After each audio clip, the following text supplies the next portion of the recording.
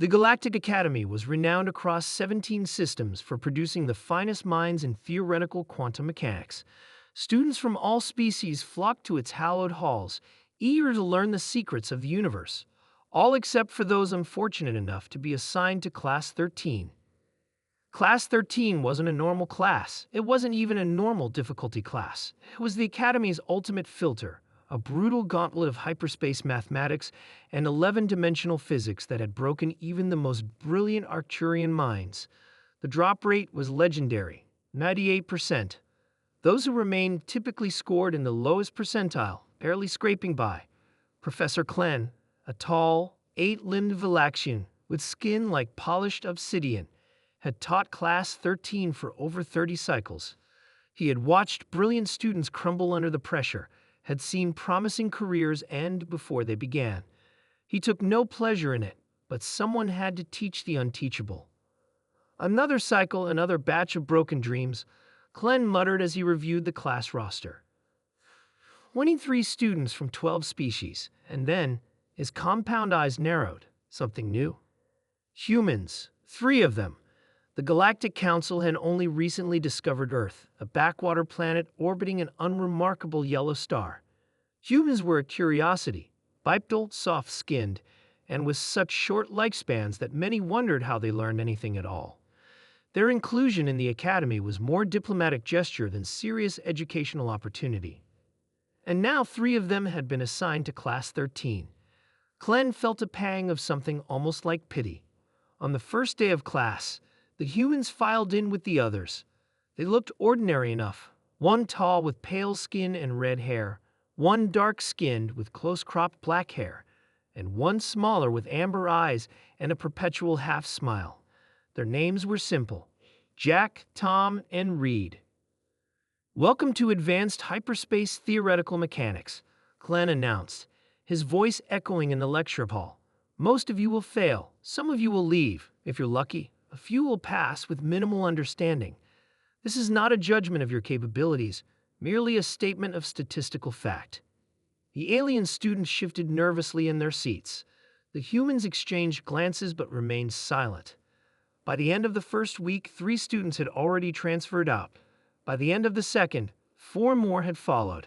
The humans remained. What puzzled Klen most was not that they stayed, but how they approached the work.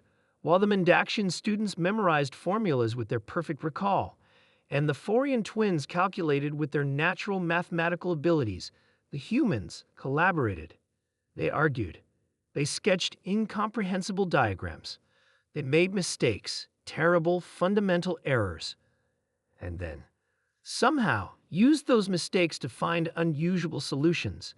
They took breaks to stare out windows or pace the corridors. Sometimes they laughed at problems that had reduced other species to despair. "Professor," Jack asked one day after a particularly grueling lecture on quantum probability cascades, "is it possible that the Cothian principle actually works in reverse when applied to collapsing neutron fields?" Klen paused. "That would violate 3 fundamental laws of physics." "Yes, but only if space is actually continuous rather than granular at the Planck scale," Tom added, joining the conversation. "If you assume granularity, the violations cancel out." Reed nodded enthusiastically. "We tested it. The math works." Klen was skeptical but intrigued. "Show me." The solution they presented was unorthodox, messy, and brilliant. It shouldn't have worked, yet it did. Word spread quickly through the Academy. The 3 humans were not just surviving Class 13, they were excelling. Their methods were chaotic, their approach almost offensive to the ordered minds of their alien classmates, but their results were undeniable. "How did they do it?" asked Lur, a crystalline Tholian whose species was known for their logical processing capabilities. "Their brains are so primitive." "I believe," Professor Klen said slowly, "that is precisely why they succeed." As the semester progressed, Klen observed the humans closely. They didn't approach problems with the assumption they could be solved with existing methods. They didn't respect the traditional boundaries between disciplines. Most strangely, they seemed energized by failure rather than discouraged.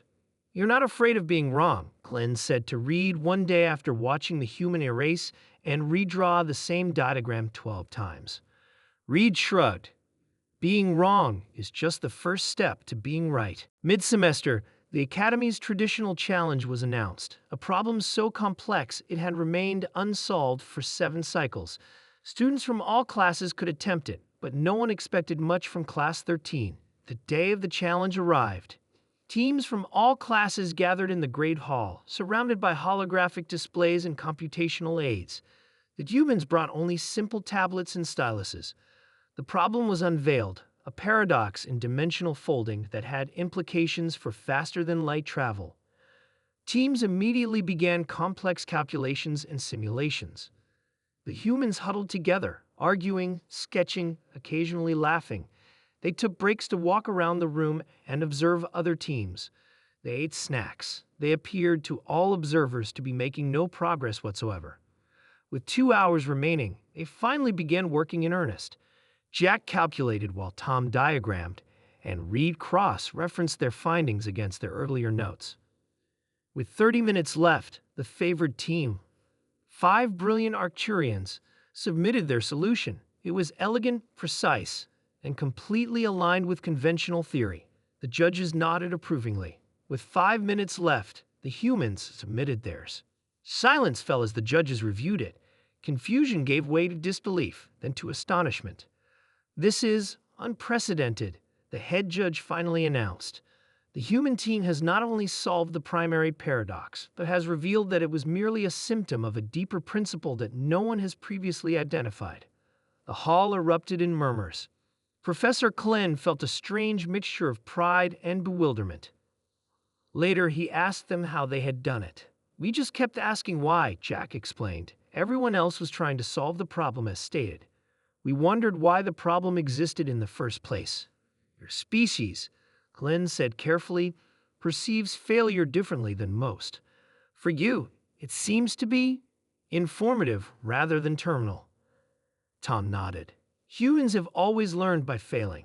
Our entire history is essentially a catalog of failures that eventually led to success." "Fascinating," Glenn said. "Perhaps that is what Class 13 has been missing all along. Not more intelligence, but more willingness to be wrong."